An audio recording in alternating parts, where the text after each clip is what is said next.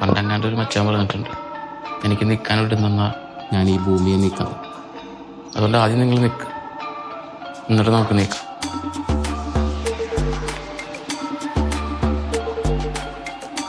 ഈ കേസ് അവർ നിർത്തിയെടുത്ത് നമ്മൾ തുറന്നു.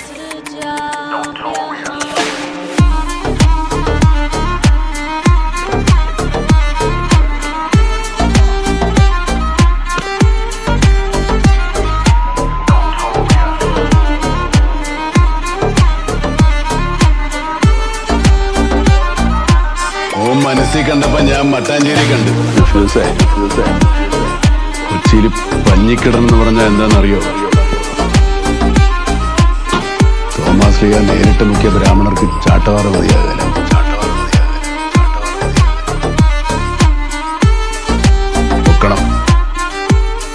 ഏത് പടക്ക് പറയുന്നതാണ്?